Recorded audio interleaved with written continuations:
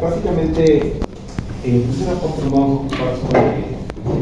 sobre el cerebro, el neurológico, cerebro, columna y hueso. ¿Okay? Tenemos tres temas que manejar.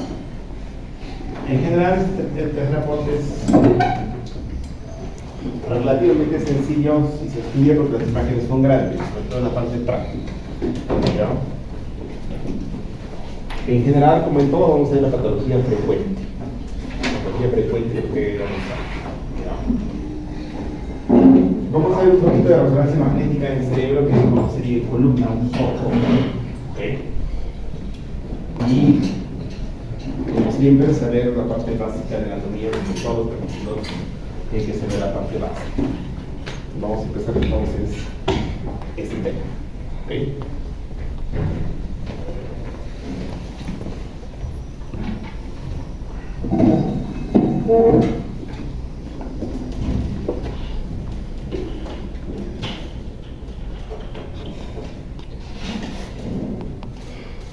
Primero, lo más básico que uno debe saber es anatomía básica para poder leer las imágenes.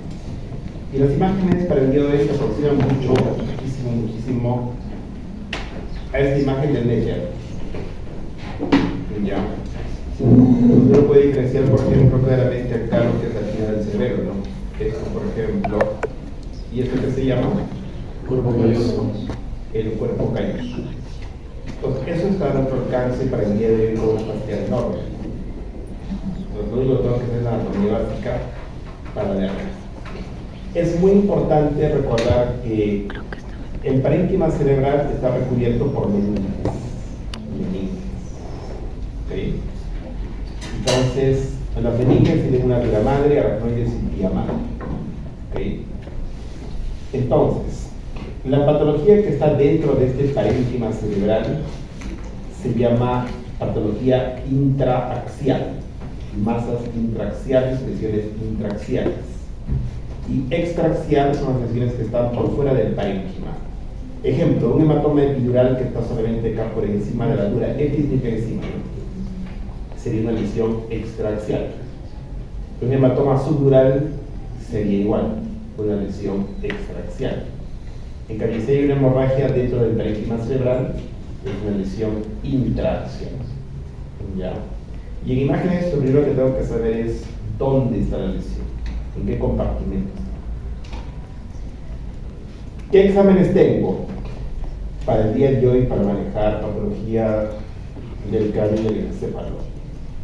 Placa del cráneo, que no sirve para nada, excepto para tratar juicios. ¿Ya? Para nada. Angiografía es para manejo terapéutico, no diagnóstico. Tomografía es el pan nuestro de cada día y tenemos que dominar bien. Entonces estaría acá remarcado y que tienen que ver fotos. Van a dormir con una tomografía entonces. Aquí tomografía pedimos un montón. Resonancia magnética en general es el gol estándar para toda la patología del cerebro, menos para hemorragias. Y es para todo. Estaría como más también. Como más. Ya es buena para todo, menos, como les digo, para hemorragias, y menos para ver el cráneo. ¿Ya? Para ver el hueso, la tomografía no es buena. La resonancia, perdón. La tomografía es lo mejor que existe. Angioresonancia es tan buena como angiotomografía, pero es más cara. En todo caso, yo lo usaría cuando el paciente sea alérgico al contraste. El Doppler carotidio es el mejor estudio para ver los vasos del cuello, pero para la parte accesible del cuello, ¿no? La carótida, cuando entra, por ejemplo, el sifón carotidio en la base del cráneo, no se puede ver con Doppler.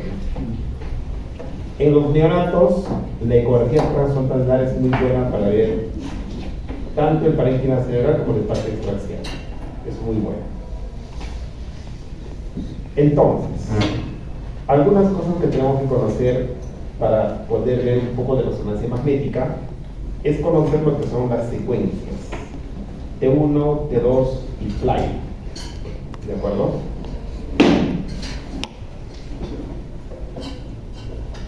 En esto no hay sentido común, solo memoria. ¿De acuerdo? En tomografía, por ejemplo, hay lógica. Hipodenso, digamos, menos denso en otra estructura. En resonancia no. En resonancia no hay ninguna lógica. Cuando uno se mete a leer un libro de física de resonancia magnética, puede leer un año y no entiendes absolutamente nada. ¿Por qué? Porque no eres físico, eres médico. Cuando yo leo como médico un capítulo entiendo rápido porque sé fisiología, anatomía, histología, patología y todo eso y entiendo todo. Un tema. Entonces uno cuando lee física de resonancia y quiere entender algo, se entiende poco. Me acuerdo que me hizo leer como 15 días al exponga. El profesor dijo, no es necesario. Para manejar un carro podrás saber unas cuantas cosas, pero no tiene que ser un eximio en saber cómo funciona el carro a la perfección, ¿no? Pero igual lo vas a manejar. Igual, para la resonancia hay que saber sobre algunas cosas básicas que yo les voy a decir. ¿Okay? Primero se utilizan secuencias, ¿ya? Se llaman imágenes potenciadas. En T1 es un grupo de imágenes. Tejidos de sustancias hipointensas en T1, o sea que se ven oscuras en T1. Lo más importante, el agua. ¿Ya? El agua y el edema. Tejidos y sustancias hiperintensas en T1. Tejido adiposo, o sea, la grasa se ve hiperintensa. La hemorragia, pero depende de cuánto tiempo tiene la hemorragia. Líquido proteináceo, la melanina y el gadolinio, que es la sustancia de contraste para resonancia magnética. La resonancia magnética es un método de elección para todas las patologías del cerebro, pero para patología no aguda, para patología subaguda o crónica. Me caigo del techo en este momento, es un caso de emergencia, me van a hacer tomografía y de sangre. Pero estoy que me duele la cabeza desde este aporte. Los dolores empiezan a relegar demasiado. Me duele mi cabeza. No solo en clases, fuera de clases. Tomo pastillas, mejoro, empeoro. Ahí entra la resonancia. Tengo convulsiones, a veces sí, a veces no. Ahí entra la resonancia magnética. Ese es el gol estándar, es el método de elección. Aunque al hospital primero, cuando hay epilepsia, pedimos, por ejemplo, tomografía y luego les han para todo eso. La resonancia magnética demora en hacerse. Es otro concepto que hay que entender. Acá no hay reconstrucciones. Yo lo he hecho al paciente, le hago un T1 y me demora 3 minutos. Solo esta secuencia. 3 minutos. Tengo que hacer un T1 en axial como esta, me demora 3 minutos. Pero también necesito hacer un T1 en cornal, otros 3 minutos. Un T1 en sagital, otros 3 minutos. Tengo que hacer un T2 igual, en axial, otros 3 minutos. Como demora tanto, por eso no se utiliza el paciente de emergencia. En cambio, tomografía, ¿cuánto demora? 8 segundos. Luego reconstruyo todo. ¿Ok? Es muy bueno, pero demora y es caro. Secuencia T1. La parte muy importante. La parte muy importante. Ya en mi examen voy a poner imágenes, voy a decir qué secuencia es. Las claves, los secretos de la radiología. En T1, el líquido, sepan los líquido qué color es, oscuro, negro, muy intenso. ¿Ya? La sustancia blanca, como pueden ver acá, es blanca. La sustancia gris, que es la que está pegada al cráneo, la sustancia gris es gris.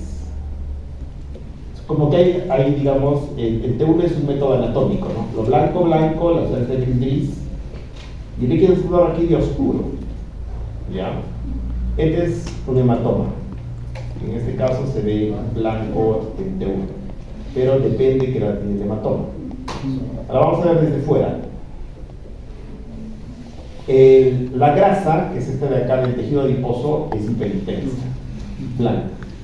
Lo negro es la cortical del hueso. Lo blanco es la grasa, o sea, la médula ósea. Y lo negro es la otra cortical del hueso. Como el hueso no se ve bien, no es bueno para ver lesiones de hueso de la resonancia magnética. No es bueno. ¿De acuerdo? Imágenes potenciadas en T2. Tejidos y sustancias hiperintensos en T2.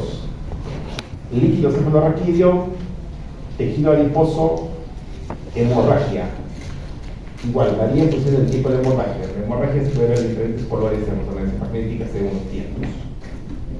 El edema, la inflamación, la infección, los quistes son blancos o hiperintensos en T2. Entonces, en T2, que es hiperintenso, primero, el agua, lo más importante, el agua, líquido cefalorraquídeo. Entonces, ahí lo voy a ver al toque. La principal diferencia es que el agua es blanca en T1, oscura en T1 y blanca en T2. La sustancia blanca está al revés. La sustancia blanca es oscura y la sustancia gris es más clara. Ya, un poco al revés. Este es edema en T2, todo blanco, de esta parte de acá. Pero yo lo más básico es ver el líquido cefalorraquídeo, ¿no? Darte cuenta que esto es blanco en T2. Y esta parte de la grasa subcutánea es igual que en T1, blanca. La parte del hueso no da señal, es también así oscura. ¿Ya? Para esto. Anatomía básica, nosotros, como pueden ver acá, es igualito que el dibujo de Ledger, ¿no es cierto? Pero solamente en gris. Y quiero ver la hipófisis que estaba por acá. El cero esfenoidal es negro, será acá. Este será el bulbo. Y aquí está el cuerpo calloso.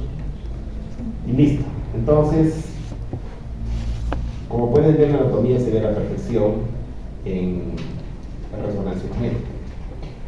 ¿Cómo se llama este corazoncito?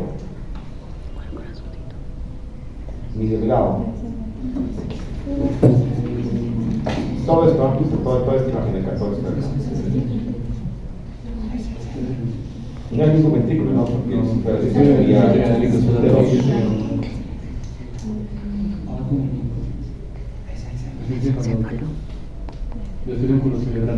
Puede ser encéfalo. Puede ser algo más diciendo, pero eso voy a preguntar en el examen. Los alumnos tienen que estudiar. Entonces yo podría pasar todo el día hablando que estos son los grandes de la raza y no sé qué vainas y luego no saber nada.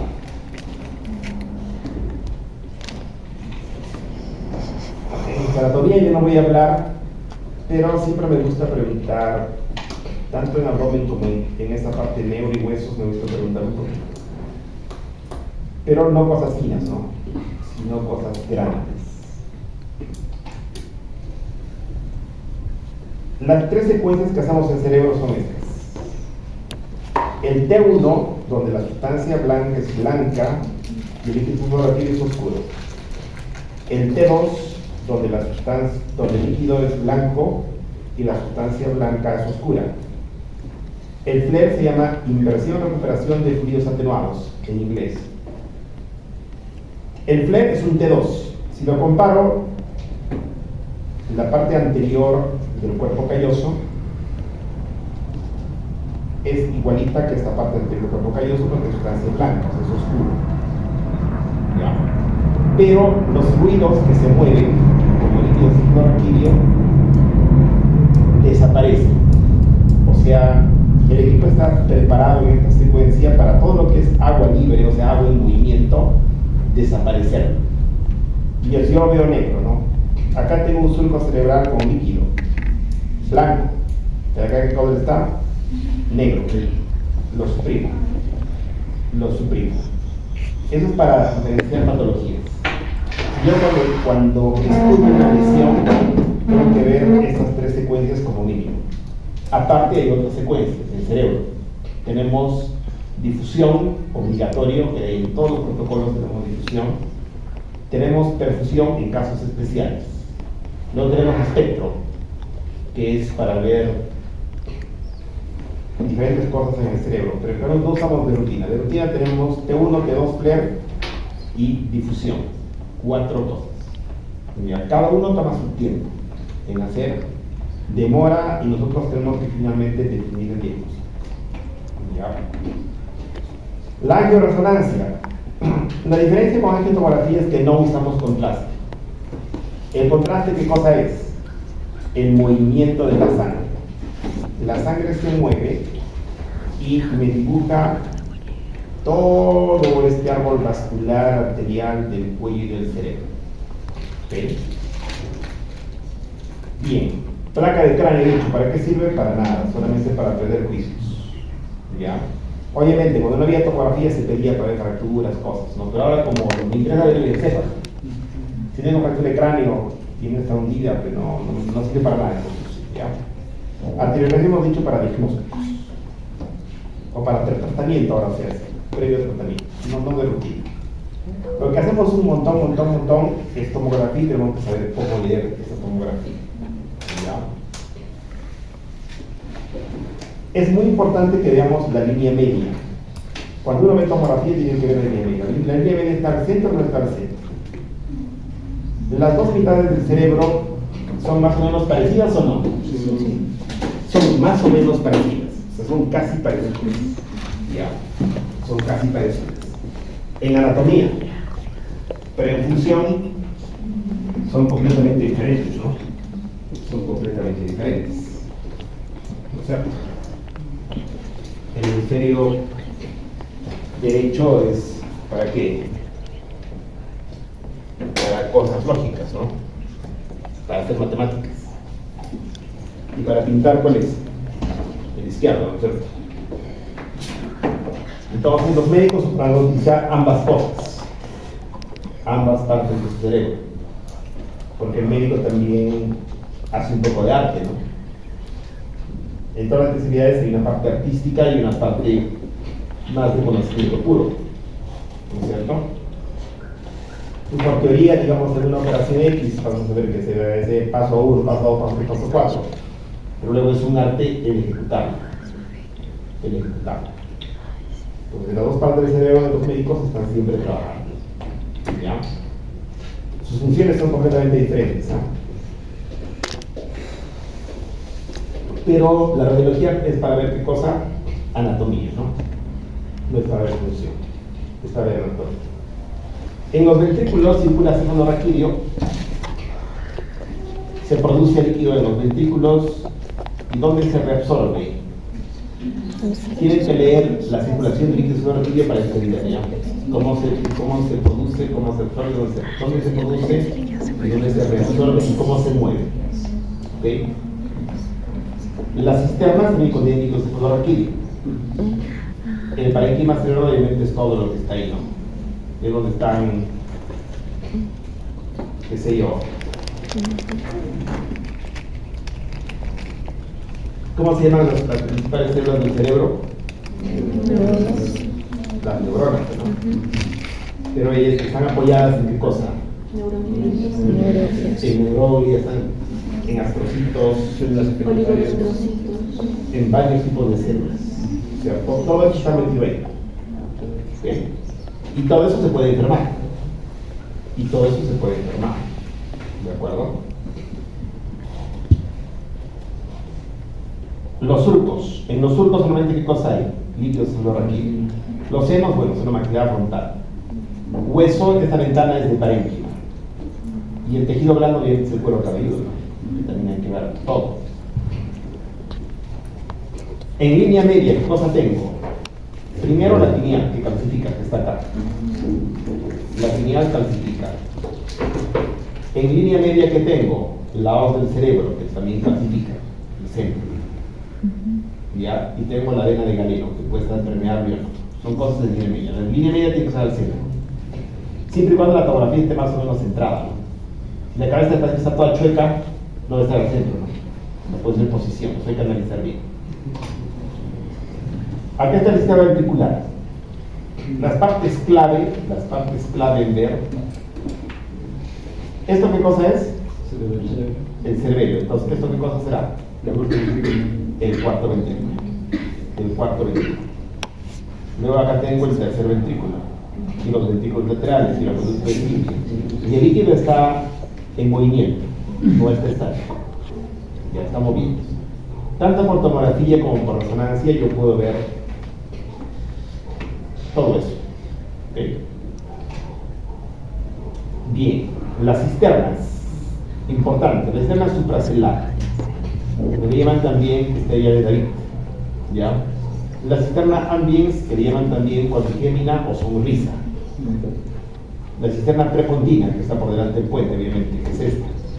La cisterna magna, que se llama magna porque, digamos, esa tomografía es pequeña.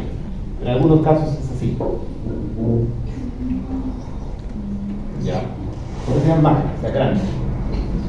Normalmente, ¿qué hay en las cisternas? Líquidos y solo en estado patológico se puede llenar de sangre en las hemorragias suprarrenales, de pus en las meningitis. El tallo cerebral también lo puedo ver obviamente por tomografía y por resonancia, lo veo a la perfección. Algunas cosas anatómicas que uno tiene que recordar, ¿no? Que esto es la rodilla del cuerpo calloso y en la parte posterior está el esplenoide del cuerpo calloso. ¿Ya? Es muy importante la diferenciación entre la sustancia gris, que en tomografía es media blanca, ¿ya? Y la sustancia blanca. Se dan cuenta que se puede diferenciar, ¿no es cierto? Se puede diferenciar la sustancia blanca de la sustancia gris. Cuando no se diferencia la sustancia blanca de la sustancia gris, hay varias patologías. Por ejemplo, en los niños, displasia cortical que produce epilepsia. Son cosas raras, pero no tan frecuentes. Tendremos en el hospital pues uno cada 2 meses y este tipo de cosas, pero el radiólogo siempre tiene que informar si se puede diferenciar la sustancia blanca de la gris. En el edema también se pierde, por ejemplo. Entonces una de las claves de ver es ver esa diferencia que se puede notar en tomografía entre la sustancia blanca y la sustancia gris. ¿Ya? Pero obviamente nosotros los radiólogos en los monitores de radiología tenemos acceso a mover los anchos de ventana, se llama tomografía.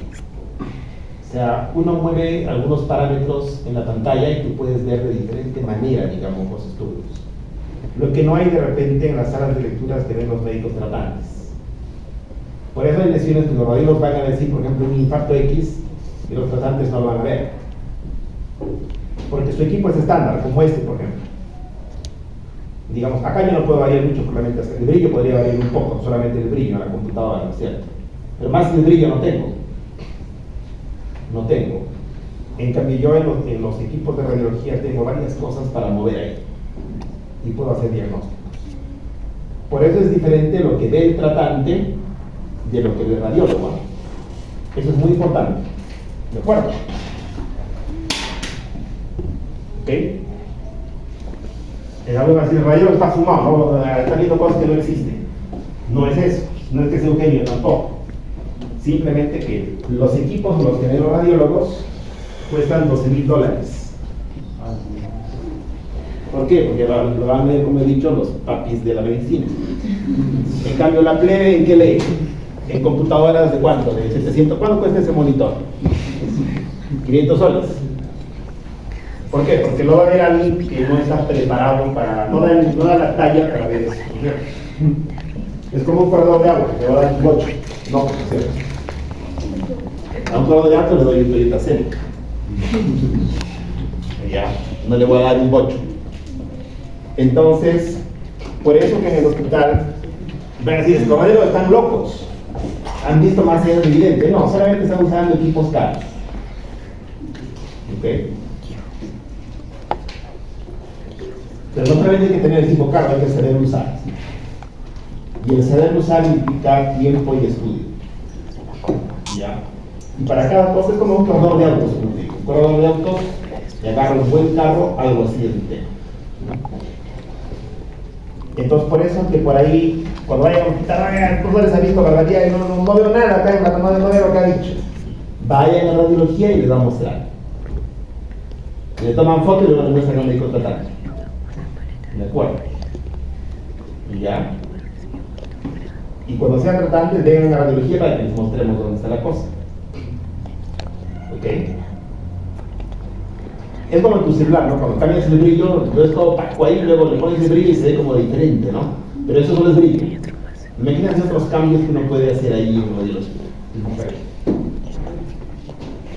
Por ejemplo, esa diferencia nosotros podemos ver que se vea brutalmente diferente moviendo algunos teclados, algunos comandos. ¿Ok? Acá se puede ver claramente. Pero en nuestros equipos esa diferencia es brutal, es muy difícil. ¿Ya? Cosas de anatomía. No daremos eso de anatomía. Igual los radiólogos informamos, ¿sabes? Cuando vemos, digamos, un infarto, decimos, en los núcleos ventriculados del lado derecho se aprecia por encima, algo así describimos, porque tenemos que decir dónde está la lesión, ¿verdad? No vamos a decir la lesión dónde está, por allácito. El médico tiene que decir dónde está. El radiólogo tiene que decir dónde está. La tomografía computarizada se pide de dos maneras para el cerebro. Las hay las no contrastadas y las contrastadas. ¿Okay? ¿Para qué se piden las no contrastadas? Hemos dicho para ver sangre. Para ver sangre. ¿De acuerdo? Si en este momento, no sé, todos nos quedamos de acá del quinto piso para abajo, todos estamos destrozados, golpeados, nos accidentamos, ¿qué podemos tener? Un sangrado en el cerebro. ¿Qué necesitan hacernos? Una tomografía. La tomografía sin contrastes para el evento agudo. Es para lo que pasa hoy día o puede pasar ayer o antes de ayer de repente. Pero para después no sirve. ¿De acuerdo? ¿Y para qué es el estudio contrastado? El estudio contrastado es para ver vasos, infecciones y tumores. Y esa patología no es una patología hiperaguda, sino es patología que ya ha aparecido hace un tiempo. Por ejemplo, ¿esto qué cosa es? Una malformación arteriovenosa, que de repente no se ve una fase no contrastada. ¿Okay? El paciente que tiene, le duele la cabeza. Cuando se estresa, cuando hace calor, qué sé yo, le duele la cabeza. Pero no hace un día. ¿Eso lo habrá adquirido o creen que ya lo traiga de fábrica? De fábrica, pero no. Lo han hecho con poco cariño. Con poco cariño. Ahí en fábrica.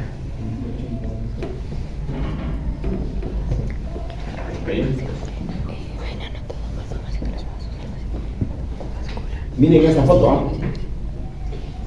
Hay que preguntar siempre al paciente, si es alérgico al contraste, cuidado. Y también cuidado con los riñones. Hemos dicho que al paciente que se le pone contraste, su creatinina tiene que estar dentro de valores normales. Si no, hidratarlo mucho. ¿Okay?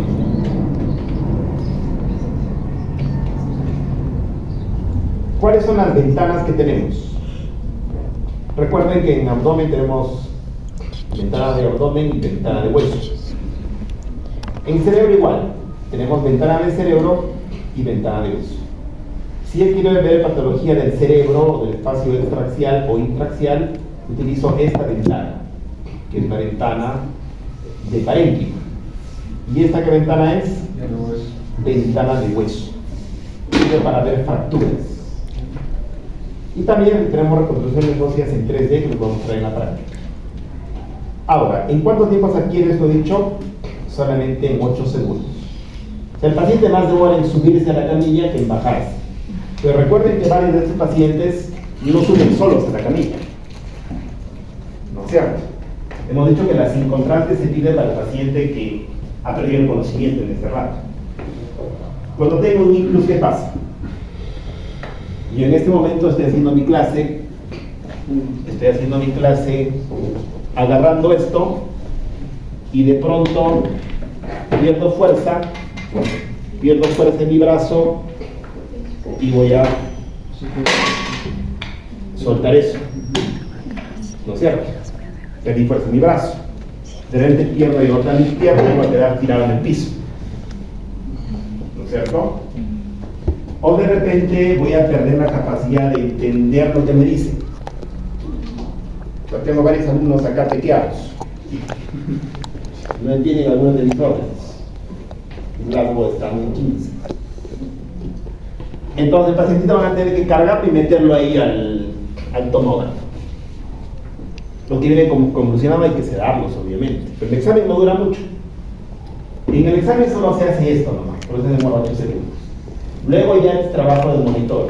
Un botón te comentaba en el hueso. Un botón tengo un corte coronal. Un botón tengo un corte sagital. Por eso la tomografía es tan buena para la emergencia. No concibo, actualmente no se conseguiría un hospital manejando la sintomografía, ¿no? ¿Cómo diagnostico un hematoma epidural, subdural? ¿Cómo diagnostico todo eso? Cuando yo era alumno, estuve de blanquito en el hospital regional el año 1999, estaba en el hospital regional con un angelito, blanco, y venía un paciente tequeado, obviamente era un cama del hospital, porque no sabíamos qué hacer nosotros en esa época. Igual había que operar, ¿no? ¿Qué hacíamos? Arteriografías. Pero no como la que hacemos los radiólogos ahora, ¿no? Que entramos por acá, con técnica CERN, por la femoral, y trepamos hacia arriba. Se le metía contraste por acá, por la carótida. Se metía contraste y dibujaba los vasos. Si estaban desplazados hacia este lado, suponías que el hematoma está acá, pero no lo veías, lo suponías. Y al paciente le abrían, obviamente, el cráneo. Obviamente, cuando tienes un hematoma acá, la vidriasis en qué ojo es? En este lado, en el corte lateral, ¿no es cierto? También había datos clínicos así, ¿no? Pero los datos son más o menos, ¿no? O sea, no son tan como ver un átomo. Pero igual la gente lo abría. Había que operar igual. Algunos sabían, pero la mayoría en esa época no. La mayor parte de tequeados se iban a conocer a San Pedrito. En cambio, el día de hoy, la mayor parte de tequeados, si no tienen lesión nacional difusa, van bien. Se operan a tiempo y van bien. Operar eso no es difícil. Es más o menos sencillo con el equipamiento que tenemos hoy día. Los neurocirujanos en los hospitales del MINSA son malandros. Entonces hacen las cosas mal y le inventen las cosas. En el seguro hacemos las cosas rápido. Pero rápido, está rapidísimo. Generalmente van bien. Generalmente. Pero hay cosas que pueden pasar y otras. No. Las manos. Pero por lo menos el diagnóstico se puede hacer en el acto. Pregúntame. ¿Por qué la tomografía se dice que no es buena para estructuras de fosa posterior? Porque, sobre todo antiguamente, había un efecto que se llamaba endurecimiento del haz.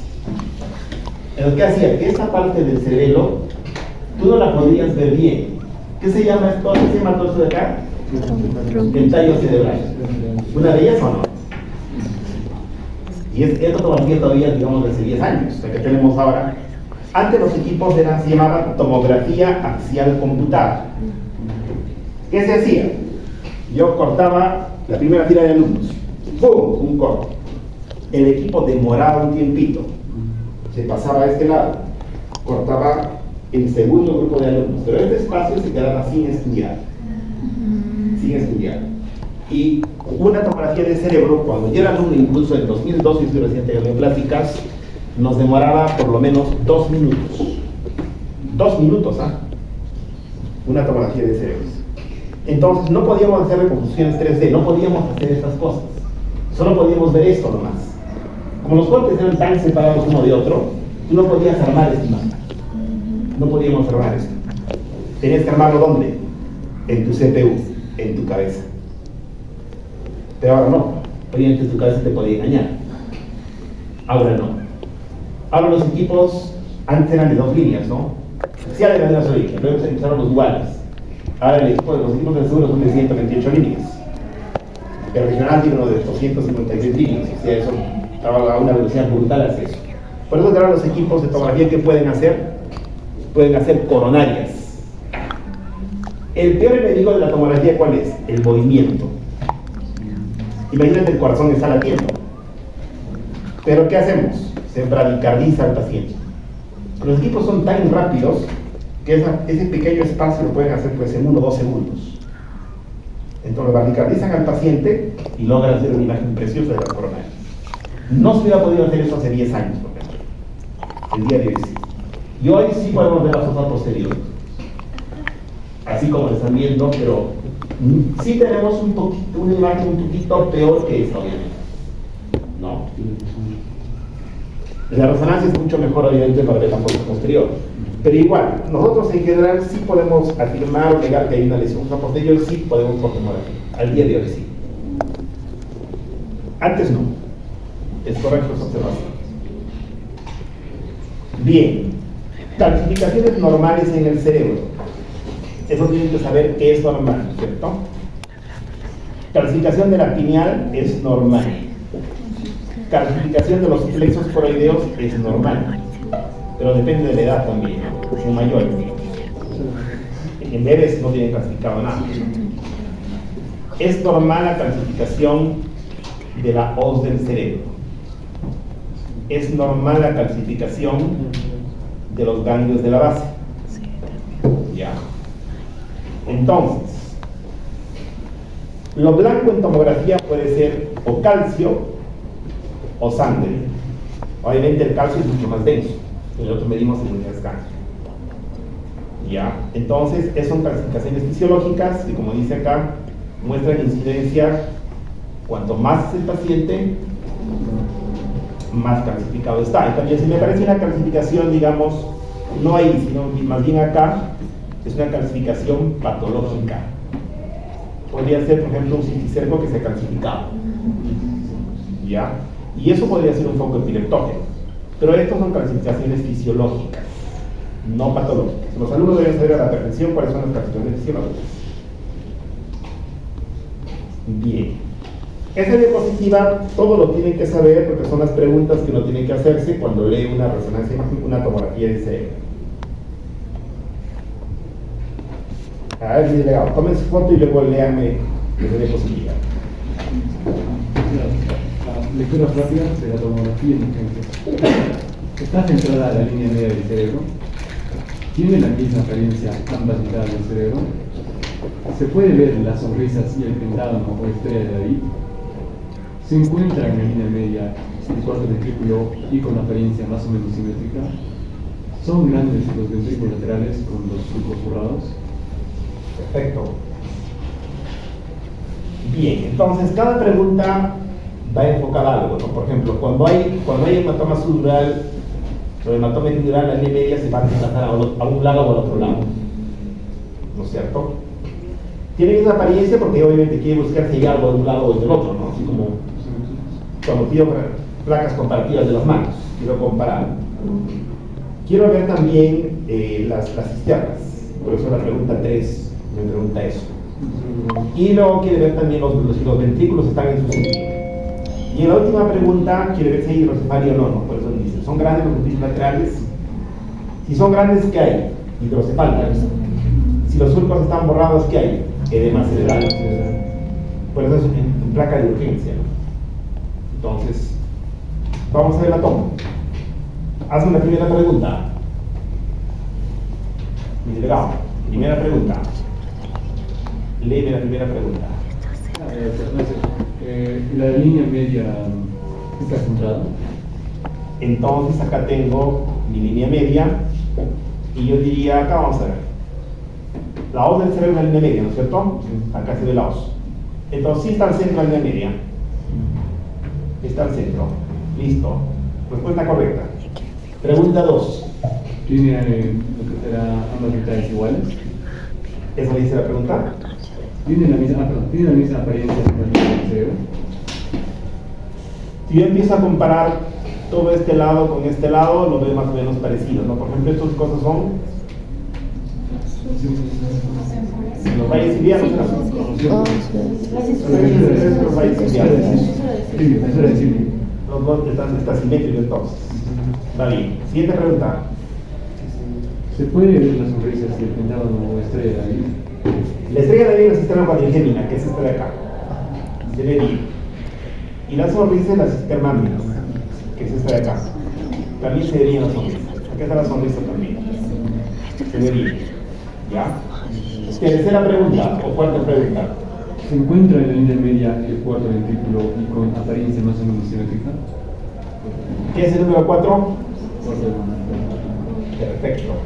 ¿Está al centro o no? Sí. ¿Es asimétrico? Sí. Correcto. Siguiente pregunta. ¿Son grandes los ventrículos laterales? ¿Como los surcos borrados? No son grandes y yo puedo ver los surcos y puedo ver la diferencia entre azul, blanco y gris. En conclusión es normal y lo que tenemos que ver es la presencia de un chinito. ¿Ya? Acá tengo un chinito. Sí. Acá están sus ojos, un ojo, acá está su otro ojo, entonces el ventrículo es su nariz, la sonrisa, la cisterna cuadrigémina y sus bigotes son los valles. Si ese chinito está con la cara recta, o sea, está bien, todo alegre, sonriente, tranquilo, me voy a dormir.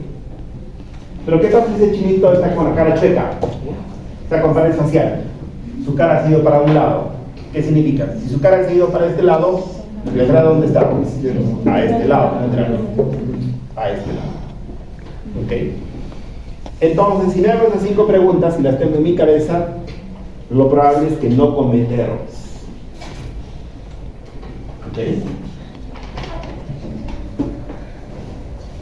Angiotomografía, ¿para qué sirve? Para ver obviamente vasos del cuello y del cerebro.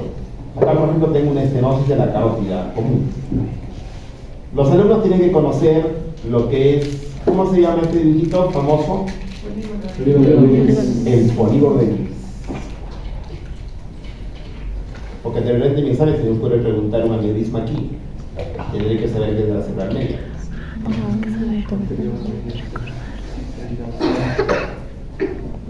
La ecografía sirve para ver los vasos del cuello, si están bien y si no hay placas de ateroma.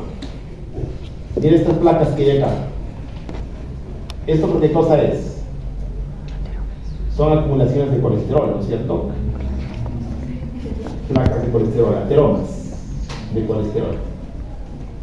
Con el tiempo, ¿qué puede producir esto? Una estenosis de la carótida y producir una insuficiencia vertebrovascular. Y estás todo mareado y todo. Los radiólogos, antes de que eso se aparezca, ¿qué medimos? Medimos el complejo medio intimal. ¿Ya? Medimos el complejo medio intimal. La carótida tiene un complejo medio intimal, su pared. Lo normal es máximo hasta 0.9 milímetros. Más que eso es patológico. Y los neurólogos tienen que tratar a su paciente. El complejo medio intimal es este de acá. Este pedacito. Los radiólogos te van a decir, complejo medio intimal es lo que digamos grueso. ¿Y tú qué tendrías que tratar? Tendrías que tratar pues, con atorvastatina, con esos medicamentos que sirven para bajar el colesterol, estatinas, tipo de cosas. ¿Ok? Para eso sirve este estudio. En casos severos, eso está estrecho, ¿no? Ya ahí manejos son manejos diferentes. Bien, hasta ahí son los métodos que sirven. Hemos visto todos los métodos, ahora vamos a ver la patología. Una patología muy fregada y frecuente son los traumatismos. Obviamente, no solamente como en la foto para agentes de tránsito, ¿no? Un traumatismo es que sea recontra salado, estoy pasando por una obra y me caiga un ladrillo encima de mi cabeza. ¿No es cierto? En la pata. Un traumatismo es que sea obrero y me caiga en la obra.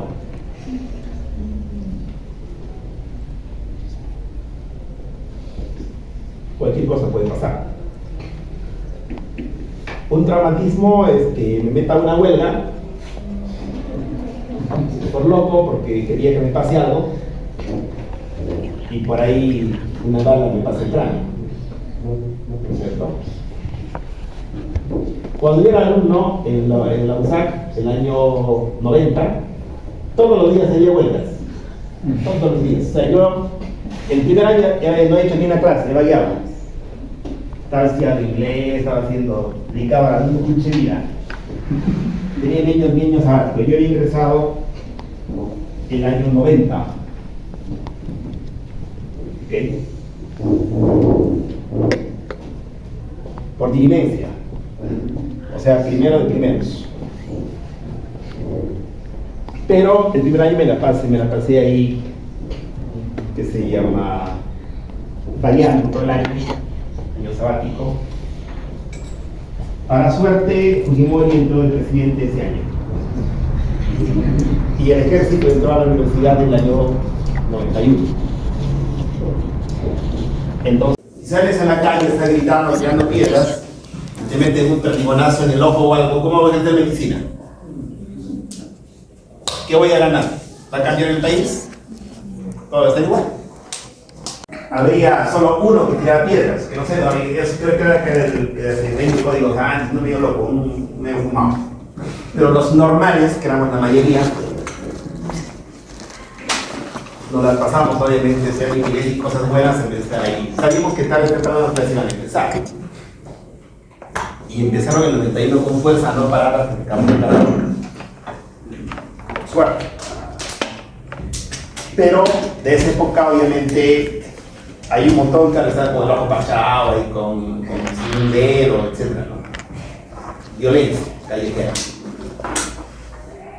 Ahora está bien en Lima, pero obviamente ya no por el gobierno, no por huelga, sino por delincuencia, ¿no? Muy fuerte, demasiado fuerte. Extremo, ¿no? Obviamente si Lucino anda ahí con un whisky encima a las 3 de la mañana en la calle de Belén, lo probable es que está acariciado, ¿no? Sin billetera, ¿no? Yo me acuerdo cuando hacía yo cirugía en el hospital regional, el día lunes hacía cirugía, me la pasaba durmiendo, el dicho de la vida. Operábamos a veces una apéndice, los dos. En cambio, cuando hacía guardia el viernes, llegaban de la isla del folclore, la isla de no sé dónde, la isla del mono, la isla de no sé qué vainas, heridos, todos cortados ahí, ¿no? Toda la noche que acá nos dedicamos a hacer peletería, o sea, manejar cueros, o sea, no pieles, estar suficiendo cueros, toda la noche. Digamos que el viernes era, digamos, suciamos de 10 de la noche hasta las 1. Los sábados suciamos de sol a sol, de sol a sol. Los sábados que llegaban de todas las islas, no de folclore, de la isla de rock, de la isla no sé qué vaina, de Lorena. En Lorena, cuando yo era externo, en el año 97, llegaban también de todas las islas, pero llegaban también algunos embarrocados, algunos. Y yo dije, a Lorena no vemos ni por el vuelto. De paseo nomás un rato de externo ahí. No vemos ni en broma. He vuelto a hacer política cuando estaba de candidato para el colegio médico. Y fui decano del colegio médico en hace como 2 o 3 gestiones. Cuando Manuel Salas fue el decano, yo fui el decano. Fui a hacer propaganda, pero nunca más volví ni por el vuelto arriba, ¿no? Porque ya sabía que si salías un poco tarde, ya tendrías que ir íntero. En buena hora, para los médicos no se escapen del hospital, ¿no? Alguien saldrá en sus carros blindados, ¿no?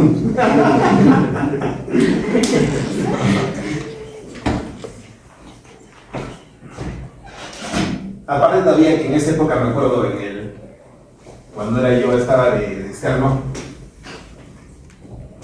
qué sé yo, y llamamos el doctor Flores, ¿dónde está? En las heladitas. ¿Qué eran las heladitas? Un bar. ¿Qué hora era? 11 de la mañana. Había mucho malandro que ahí arriba y dije, no. Y quien anda con lobos, aprende a aullar. ¿Sí o no? Entonces yo dije, si me voy arriba, digamos, al interno así, voy a seguir recontra malandro. Entonces ya me fui, que se me yo acabé medio año. Los de que acababan en enero podían ingresar al seguro. Los que acababan en medio año eran palminza en mi época. Dicen que regional de internado. No había tanto malandro ahí. En Chile había unos cuantos malandros, pero en los demás todos tranquilos. En el seguro casi no hay malandros. Poco malandro, pero también hay malandros.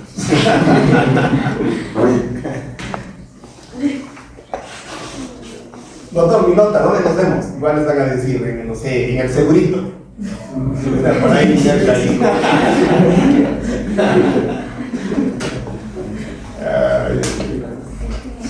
Entonces, si sales del segurito a las 12 de la noche, ahí después vas a hacer algo, ¿no?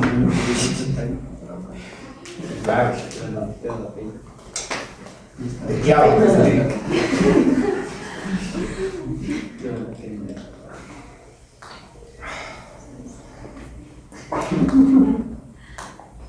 Entonces los traumatismos también son eso, ¿no? O sea, no solamente son que se llama pegarse el pecho, también es un balazo, esas cosas. Esto, por ejemplo, es una bala. Esto se llama artefacto de centelleo. Digamos, una bala de ese artefacto. ¿Okay?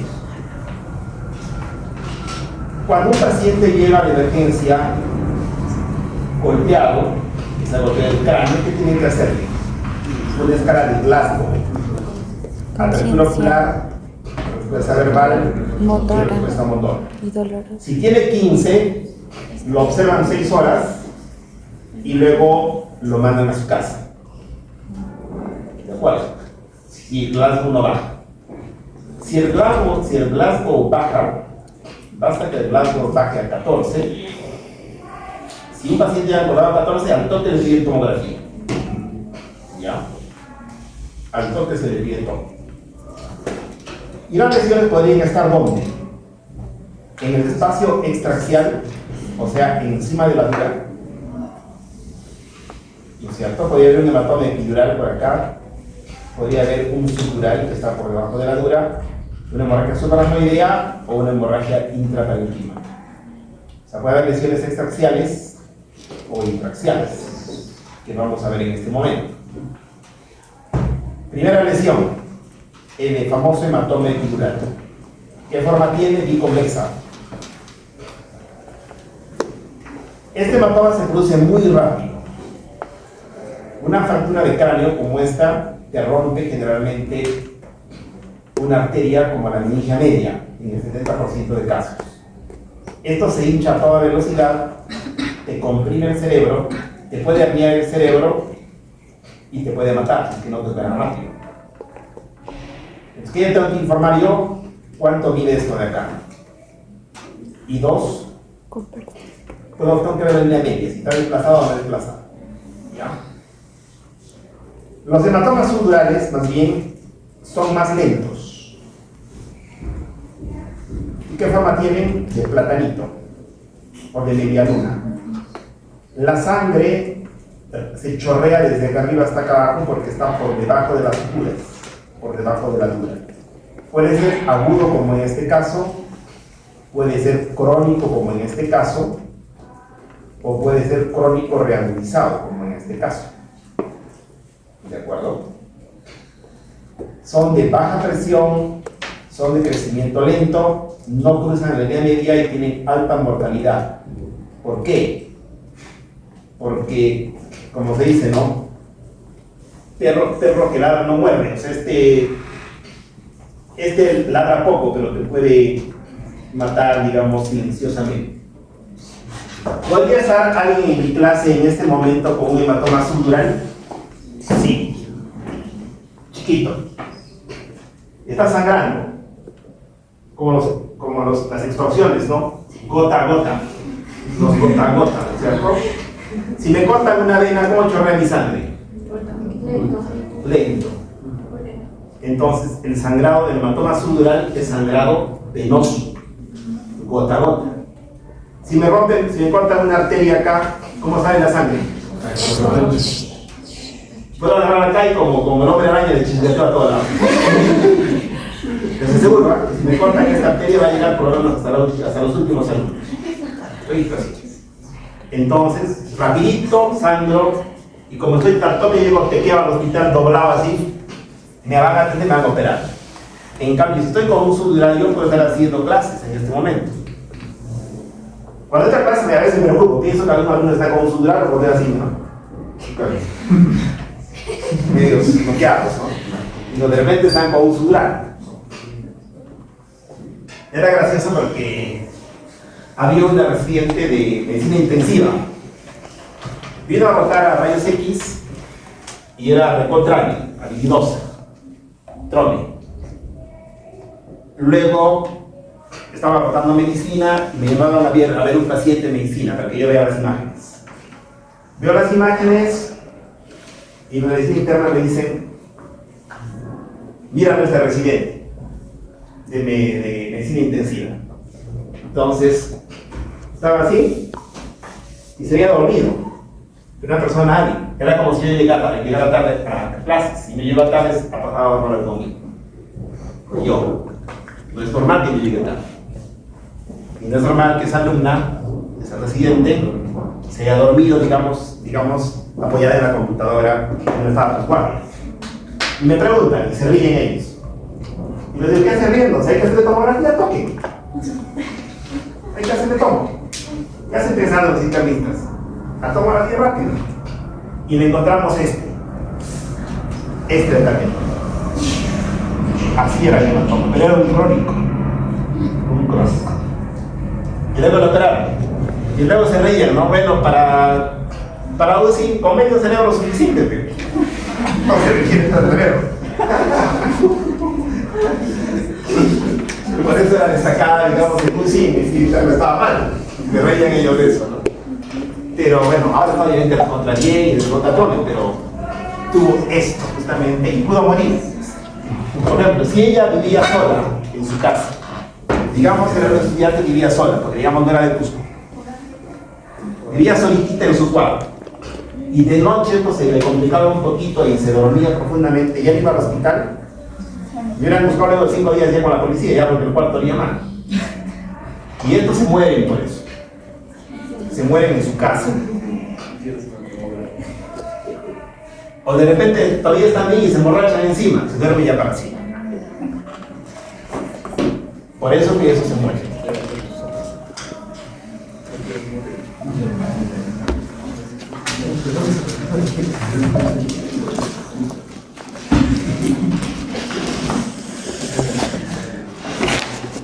Cuando hacía yo clases, por ejemplo, antes en mi práctica en el seguro, yo hacía sentar a los alumnos. Hacía mis clases. Cuando me volteaba un poco, algunos de ellos así, ¿no? Pues ahora los tengo parados. Para que, digamos, ya si duermen un poco ya te caigan al piso, a algún lado, ¿no? Se apoyen a alguien. No, para ellos tienen que estar. Y también para qué? Para que si les gusta la cirugía, sepan a lo que se van a tener. ¿Cierto? ¿Cómo trabaja el cirujano? ¿Y cómo trabaja el radiólogo? Sentadito, sentadito.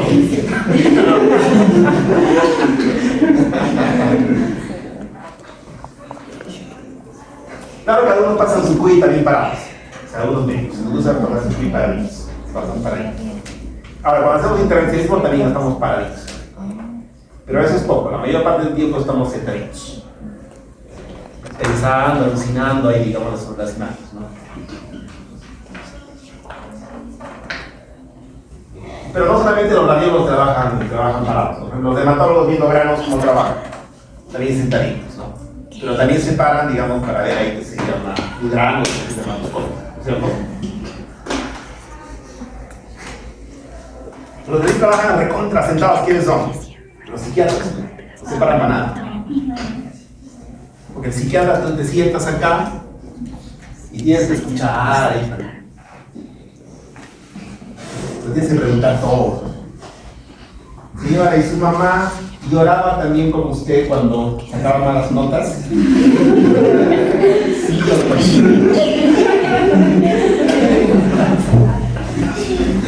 ¿Su mamá también se dormía en clases como usted? Sí, doctorcito.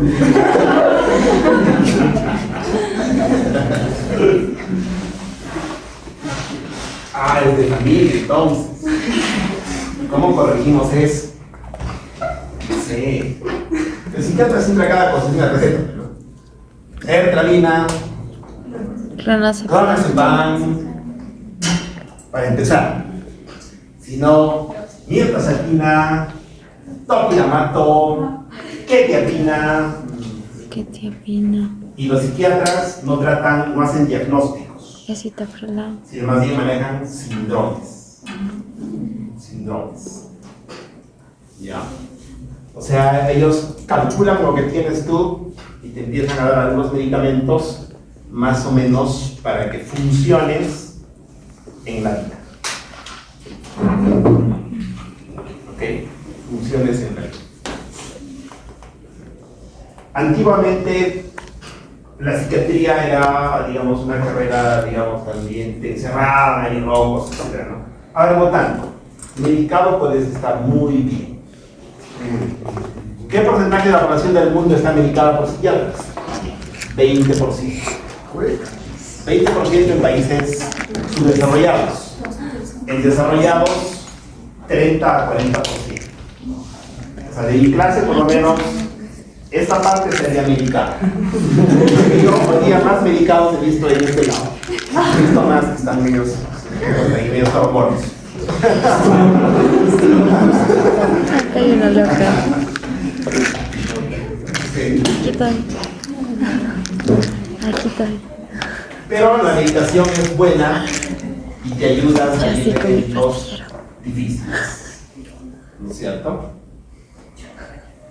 Cuando uno, por ejemplo, ¿qué hacen los fármacos? Por ejemplo, digamos, hay unos medicamentos que se llaman estabilizadores del ánimo. Normalmente, por ejemplo, de repente ves a mí y empiezo a gritar en clases, estoy rayado con un alumno que me hace renegar, mis ánimos son muy así. En cambio, si estoy medicado, estoy más plano. Entonces soy más constante, más estático. No tengo esos digamos. Entonces, si te gusta estar sentadito en tu sillón y escuchar ese tipo de casos, ¿qué vas a hacer? Psiquiatra. Pero como requisito, ¿qué es? Ser medio loco. O sea, acá tengo mitad de psiquiatras, por lo menos, para el futuro. Si quieres hablar de psiquiatra, de mi promoción, a mí me acompañaron a de psiquiatra.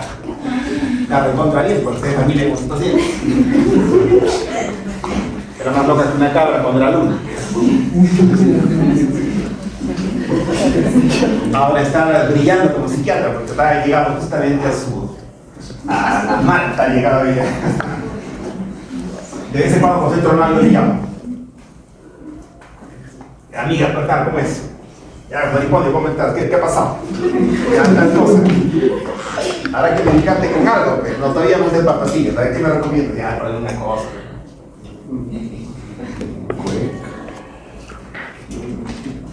Pero la demanda en psiquiatría es enorme, ¿eh? Es que algunos pueden ser psiquiatras de ustedes, van a pasar contra ellos. Van a tener bastante paciente y no requieren trabajar en hospitales, pueden ser médicos privados.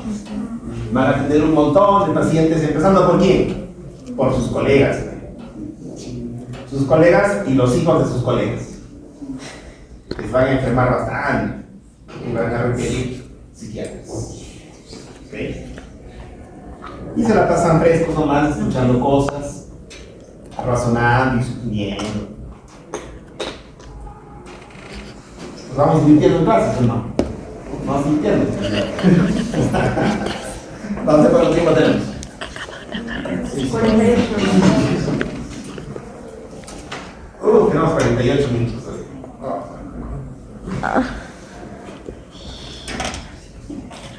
48, que quiero escucharme antes, está bien, eso me gusta.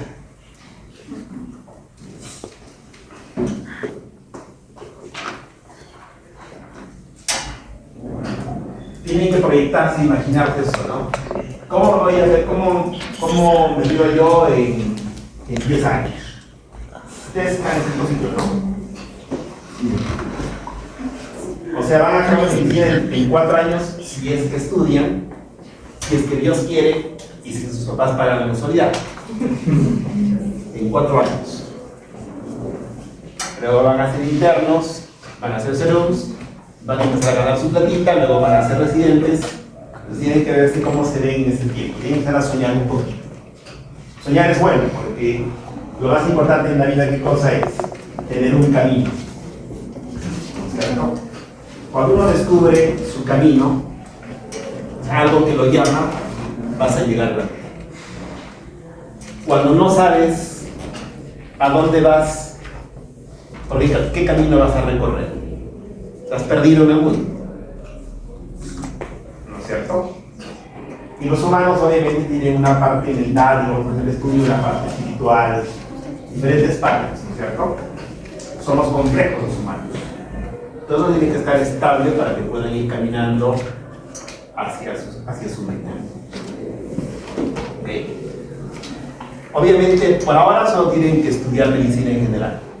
Pero más o menos ya se van a ir dando cuenta, cuando van rotando cada especialidad, más o menos, qué les va a ir motivando más, que les va a ir gustando poco a poco más. Y no entren a no, ya me meteré más ya de ginecólogo ya. ¿Qué le queda ya? Es cuestión, pues se puede esperar un poco. No hay que estar apurado, desesperado. Ya, tranquilo, tranquilos.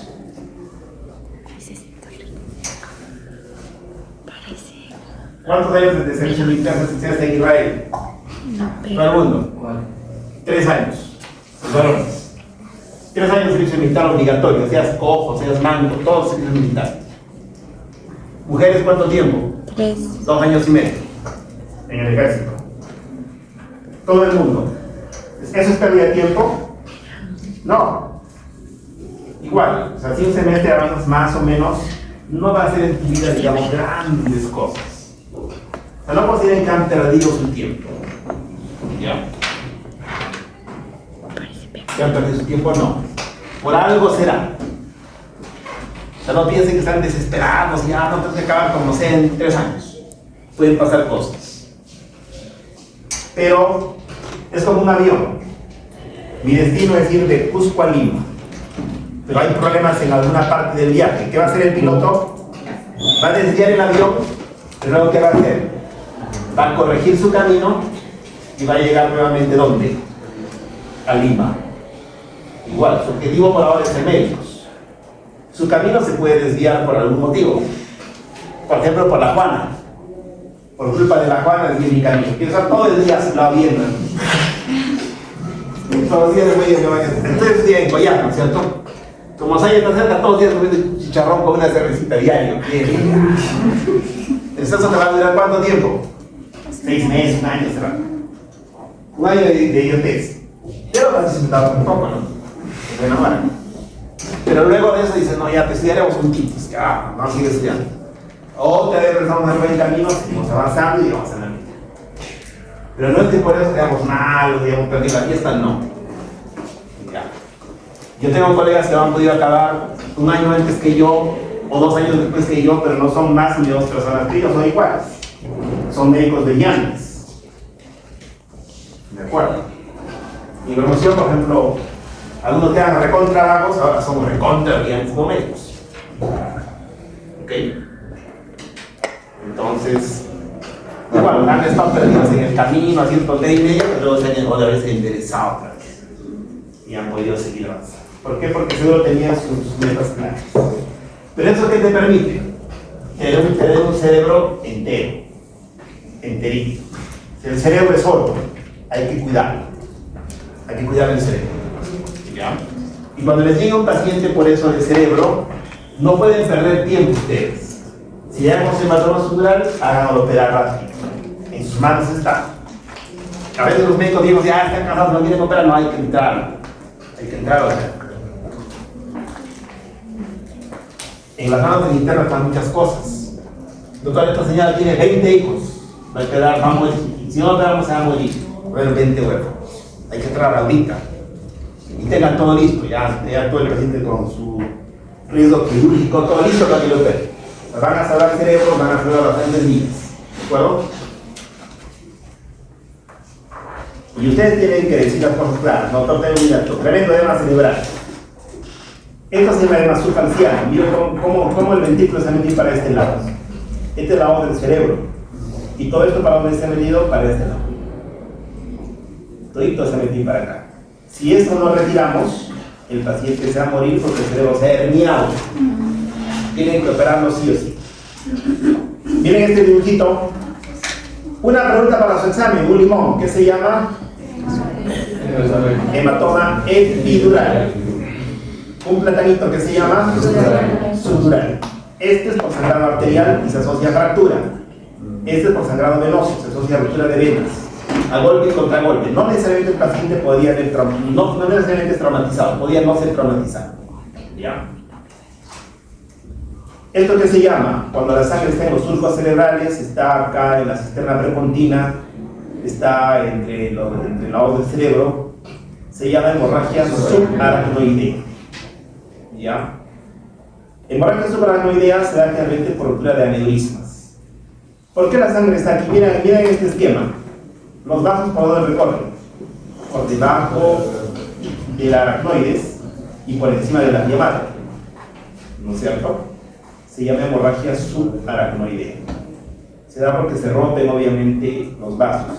Generalmente por un aneurisma que se puede romper o también por accidentes. ¿No es cierto? Entonces aquí tiene que salir una clasificación. Se llama la clasificación de Fischer. Fischer como la crema para el sol, creo que hay Fischer, ¿no? Igual. Clasificación de Fischer. Porque siempre los de cirugía, los de neurocirugía, los de UCI les van a estar fregando la vida. ¿Qué Fischer es? Entonces yo también tendría que preguntar ese examen. ¿Qué Fischer es? Algo así. ¿Ya? Clasificación de Fischer, tienen que saber de los rayos para medio. ¿De acuerdo? Miren este gráfico hermoso, ¿eh? ¿Dónde está la sangre? Entre los surcos, ¿no es cierto? Entre los surcos. ¿La sangre dónde está? Está en los valles silvianos. También está en el cuarto ventrículo. Esto ya la clasificación de Fischer la cambia, ¿no? O sea, cuando ya hay hemoventrículo, el Fischer va subiendo. O sea, en este caso no solamente hay hemorragia subaracnoidea, sino también hay hemorragia dentro de los ventrículos intraventricular. La clasificación de Fischer va cambiando ahí. Va cambiando. Cuando ves hemorragia subaracnoidea, hemos dicho que piensas que el paciente tiene, en el 70% de casos, un aneurisma que se ha roto. Entonces, nosotros inmediatamente tenemos que pedir angiotomografía. Esto es una arteriografía, ¿ya? Donde se ve claramente el aneurisma. Los aneurismas se pueden tratar de dos maneras: por radiología intervencionista o por impacto. Por cirugía. En cada grupo se manejan por cirugía. Miren cómo la sangre está en la estrella de Derrida, en la cisterna supracelular, en la estrella de Derrida. ¿Ok? Listo. Entonces, ahí estamos los tres tipos de hemorragia extraaxial: epidural, subdural, subaracnoidea. Para este aporte tienen tres preguntas fijas: ¿un hematoma epidural? ¿Un hematoma subdural? Y un subaracnoidea. Pero siempre con alguna complicación en el examen, ¿no? Es una tomografía sin contraste, seguramente que sí, pero entonces sin contraste. Pero como algunos están, como les digo, en grado 1.15, de repente pueden contrastar la cosa. Listo. Ahora, las lesiones, si eres salado, podría tener lesión no solamente extraaxial, podría ser también intraaxial o de repente solo intraaxial. ¿Cuáles son? Lesión axonal difusa, contusión cerebral, hemorragia intraparenquimatosa, hemorragia intraventricular y lesiones de tallo cerebral que son muy graves. Miren este esquema: lesión axonal difusa. Se da por lesiones de aceleración, desaceleración y rotación. Cuando estás dentro de un carro y sagradamente no llevaras cinturón de seguridad, ¿qué vas a hacer dentro del carro? Es como si, como un postor, cuando nos van a sacudir ahí adentro, ¿no? Es como sacudir esto dentro del carro. O con cinturón también, igual tremendo sacudo ahí. ¿Cómo llega el paciente? Con grado 8. Pero ¿cómo es su tomografía? Si hago todas las preguntas que hemos hecho, normal, no tiene nada. Pero de repente con grado 8 hay que intubar y todo, está grave. Para el día siguiente, ¿qué van a aparecer? Este punteado hemorrágico por acá, hemorragia por aquí, hemorragia por aquí, por aquí, por acá, y hay una desdiferenciación entre la sustancia blanca y gris también, ¿no? Los ventrículos se van borrando, o sea, el cerebro está edematizándose, el cerebro se está hinchando, está empezando a haber edema cerebral. ¿Qué vamos a hacer con este paciente? ¿Hay un paciente que lo podrán operar algo? Hay mucho edema de repente que está en el cráneo, pero eso sería por uso prácticamente, ¿no? ¿Qué vamos a hacer con este paciente? Solamente rezar, rezar, rezar, nada más. Lo probable es que no se pueda hacer nada por este paciente. Nada. Y justo la toma parece normal, ¿no? Pero ¿cómo si la toma era normal? La teoría dice eso, ¿no? El paciente ya con esa tomografía y al día siguiente está hinchándose el cerebro y se empieza a ver la sangre, pero de inicio no se ve nada. Y el pronóstico es muy malo. En la contusión cerebral las lesiones pueden ser en la zona de golpe o de contragolpe. Tengo diferentes zonas de sangrado, ¿no? Sangra por acá, sangre por acá, la sangre en el lóbulo frontal derecho, en el frontal izquierdo, en todas las zonas de golpe y contragolpe. ¿Qué voy a hacer con este paciente? ¿Podré operar estas cosas? No. No creo, ¿no? Si lo opero, ¿qué le voy a sacar a este pobre paciente? Le voy a sacar los pensamientos, los sentimientos, las emociones, el enrolamiento, la vista y los rayos. ¿No es cierto? ¿Qué voy a hacer con este paciente? Igual, el resto de la familia, 500 Padres Nuestros y 10.000 Aves Marías. Todos de rodillas. Que le recen al Taitacha de los temblores o al Señor de los Milagros. Pero este paciente lo probable es que salga bien, porque esa no es necesidad de sangre difusa. La sangre se va a reabsorber más y dependiendo de la zona que digamos se haya lesionado, el paciente se puede recuperar o a veces de repente no tanto, ¿no? Y de repente va a quedar un poco así, no sé, pero se va a recuperar generalmente. Pero quizá no totalmente, depende si es joven. Si es un niño, los niños se recuperan de contra bien. Si es un viejito, ya no tanto. Depende. ¿Ya? Hemorragia intraparenquimal, o sea, ya es una masa de sangre. Si esta masa de sangre desplaza la línea media, comprime estructuras vitales que está cerca al cráneo, se puede drenar. ¿Ya? O sea, ¿qué prima acá? Hemos dicho el otro día la diferencia entre inteligencia y sabiduría. Si acá veo que la línea media está en el centro, está bien, no hay mucho edema, ¿para qué sacaría esto?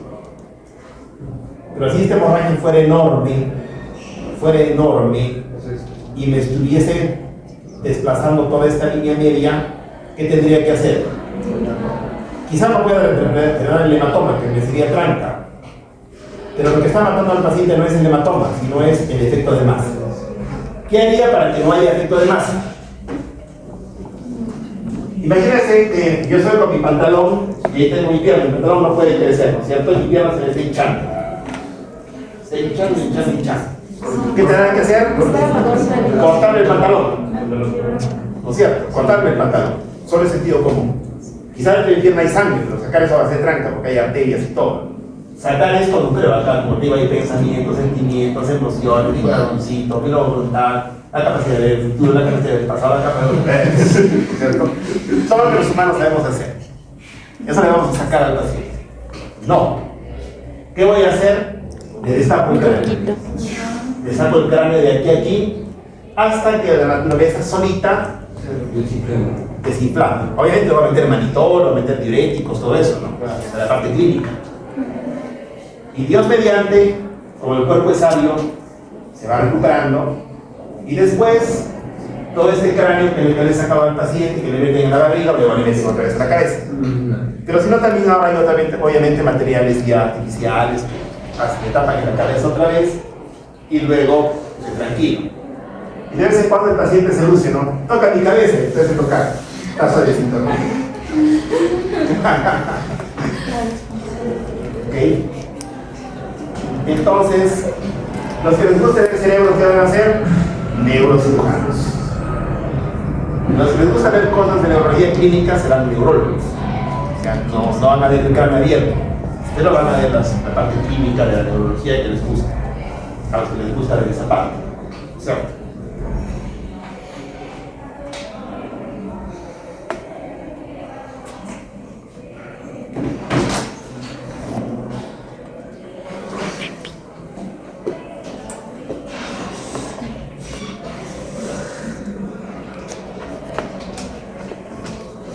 Hemorragia dentro de los ventrículos. Se llama hemoventrículo de hemorragia intraventricular. Es rara, pero grave. Mal pronóstico.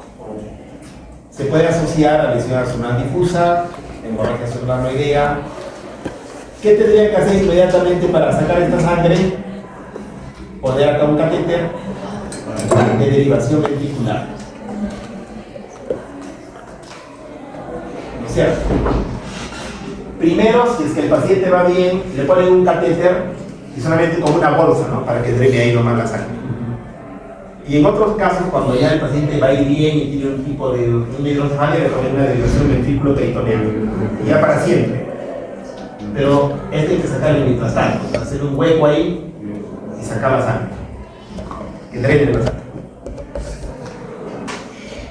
Mal pronóstico tiene, pero algunos, como siempre, pueden ir bien. Algunos son sortudos y otros salados. Procesos patológicos que ocurren como respuesta del cerebro al trauma y clínicamente más importantes en lesiones primarias. La respuesta al trauma, edema cerebral difuso. Si me caigo y me golpeo la mano, ¿qué va a pasar con mi mano? Se hincha. Lo mismo pasa con el cerebro. Segundo, herniación cerebral, que es lo que mata al paciente. Si tengo una fractura de cráneo, de base de cráneo, que no se opera, y me sale un dolor aquí por la oreja, por la nariz, ¿me van a poner un yeso al cráneo? No, ¿no es cierto? Pero se puede infectar.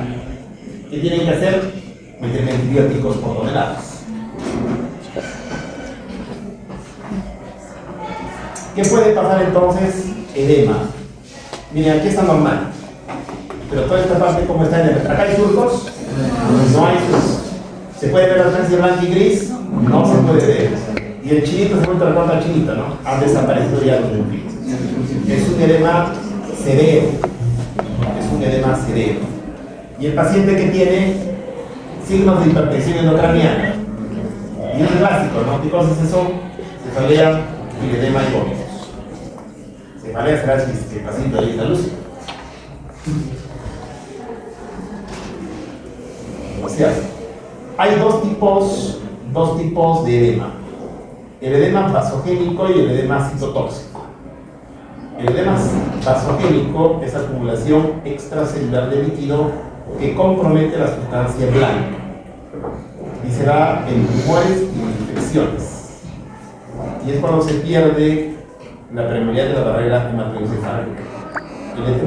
El edema citotóxico es un edema intracelular. Se asocia a lipus, a la isquemia, a muerte cerebral. Afecta a la sustancia blanca y gris. Vamos a saber diferenciar esto entonces. El que tiene forma de mano, el que tiene forma de una manito, acá está el dedo gordo y aquí están los otros deditos. El que tiene una forma de manito es vasogénico. Y el vasogénico siempre agarra algo. ¿La mano para qué sirve? Para agarrar. Este edema vasogénico que agarra infecciones y tumores. Si le pongo contraste, va a haber una infección o un tumor con toda seguridad. ¿De acuerdo? En cambio, el edema citotóxico, cosa es la hinchazón de la propia célula, del intracelular. ¿Cuándo se da por muerte celular? En la isquemia, en el stroke. Acá tengo muerto medio cerebro. Y el cerebro está herniado completamente, ¿no? Desplazado. Si hay alguna esperanza cuando este paciente lo veo nula, pero también los neurólogos pueden también destapar el cráneo en estos casos. Depende del caso, a veces lo destapan. Las hernias van a matar al paciente. A ver, vamos a razonar. ¿Qué tipo de hematoma es este por la forma? ¿Es hematoma epidural o subdural? Subdural. ¿Es naranja o plátano? Naranja. El hematoma epidural se asocia a qué? A fractura. A fractura. O sea, hemorragia arterial rápida. ¿Qué podría pasar? Hemos dicho, la línea media está al centro, pero en este caso están desplazados. Segundo se llama hernia subfalcina, porque la fals, ¿qué cosa es? La voz del cerebro. Por eso se llama subfalcina. El 2 es la hernia uncal. Se hernia a través del tentorio parte del hombro temporal y se mete hacia la fosa posterior y como toca el tallo puede fulminar al paciente. La 3, la hernia se llama transtentorial descendente. ¿Para qué es el tentorio? La 4 es una hernia externa, o sea, te rompen el cráneo y tu cerebro sale por ahí. Este no va a pasar nada, no te va a hacer nada. El 5 es de la amígdala. ¿Este qué tipo de hematoma es? ¿Este es plátano o es naranja? Plátano. Plátano, es un subdural. Se puede comprimir el hemisferio cerebeloso y se puede herniarse a través de qué. Por acá está que se llama. Comprime el agujero magno. La forma posterior, ¿cómo se llama? Ya. Comprime Y el esto te agujero podría magno. fulminar. Entonces, ¿qué te mata? Las herniaciones. Por eso los cirujanos que tienen que hacer, drenarte los hematomas para evitar qué cosa? Las herniaciones. Las herniaciones. O sea, no tanto es por sacarte la sangre, es por evitar las herniaciones que te van a matar. Por eso que eso es una emergencia, que tiene que ser operado el paciente ya. Y de que te operen rápido depende de tu pronóstico. Si operan lento, tu pronóstico va siendo malo, porque tu cerebro va sufriendo. Y el cerebro soporta muy poco la hipoxia. O sea, Sin oxígeno y sin glucosa. pero siempre en el hospital, ¿quién son primero? Las gestantes, porque son los 10. Me quiere operar el neurocirujano, hay una sola sala y hay una gestante. Caballero, que tiene que esperar el paciente. El ginecólogo está primero con la madre y el niño. Y luego es tu recién. En el seguro de día hay 2 salas, ¿no? De tanto también creo. Una para gineco, obstetricia y otra para el resto de cosas. Quirófano se requiere bastante también. Faltan salas para operar tanto paciente que hay para operar. En Herrera, por ejemplo, neurocirugía tiene su propio quirófano. Cirugía tiene su quirófano, aparte de los de emergencia, ¿no? Si hacen residencia en Herrera, hasta los más duros van a aprender. Tanto ven pacientes, todo el día ahí operando, de noche. Igual los gallegos, todo el día viendo la vaina. En el Guinea también todo el día le tuvo a Dios todo el día una. Se debe ser recontra, súper para no aprender. Lo normal es que vas a aprender.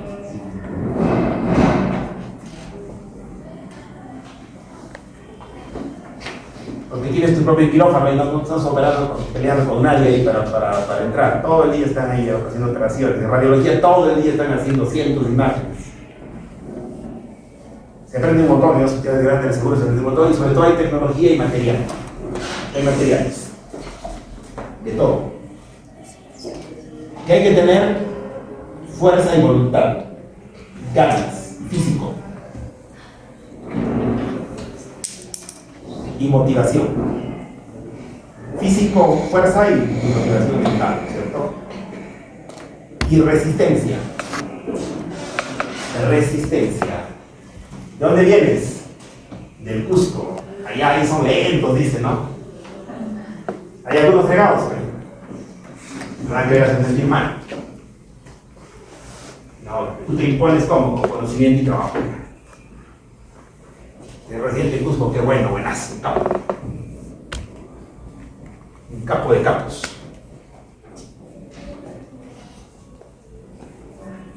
Secuelas. Si te cortas la mano o tienes un tajo en la cara, te sacas un grano, ¿qué te queda? Hueco. Una cicatriz para siempre. Si te cortan el cráneo y te drenan un pequeño hematoma, no vas a quedar impecable, indemne. ¿Esto qué se llama? Encefalomalacia. Encefalomalacia. Es una zona del cerebro muerto, negro ya, como líquido cerebral aquí, igual acá. Estas zonas son zonas también de encefalomalacia. El cerebro que se golpea y se muere, ¿vuelve a crecer? No. No, se muere para siempre. En cambio el hígado se vuelve a crecer. ¿Y los nervios periféricos crecen o no crecen? Si me cortan acá, me cortan un nervio periférico, ¿me vuelve a crecer o no me vuelve a crecer? No. Sí, pero se llama neuropraxia. sí, pero crece más. Pero crece, Crece. crece. Dame En cambio el cerebro no crece, este se muere fácil. Por eso es hay que cuidar con modo, tanto como persona como como médico. Que viene un paciente que cuidar con modo, haciendo las cosas prudentemente y rápidamente. ¿Ya? ¿Qué te puede quedar como secuela? El encefalomalacia, ¿no es cierto? Neumoencéfalo, o sea, aire en el cráneo. Por ejemplo, si tienes una fractura de base de cráneo, entra aire. Nervios craneales, lesión de nervios craneales. De repente te quedas como en el COVID, ¿no? No puedes oler de repente nunca más. O de repente te quedas vivo, pero ya no sientes el sabor de la comida. ¿No es cierto? Entonces puede quedar lesionado. Hidrocefalia, te ponen tu válvula. Fístula, te sale líquido por la nariz. Líquido por la oreja. ¿No es cierto? Quedan secuelas. Puede quedar secuelas. ¿Ok? Por eso hay que prevenir accidentes en lo posible, ¿no es cierto? Hay que prevenir cuando se puede. Cuando se puede. Es clásico, algunos abuelos no vienen con nervios, todos rotos ahí. ¿Qué ha pasado? Me he subido para arreglar el techo de mi hijo que se ha grabado de medio y quería que mi casa esté bonita, y quería arreglar mi casa. ¿Y usted es maestro? No, pero él se va médico. Y se rompe el cráneo y no explica. Eso es broma.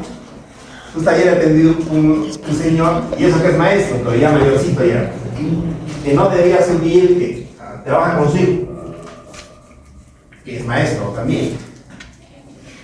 Pero obviamente el papá es mayor, su hijo se le ha ido un rato batiendo y se cuida solito, me para abajo, costilla rota, cráneo roto, todo roto.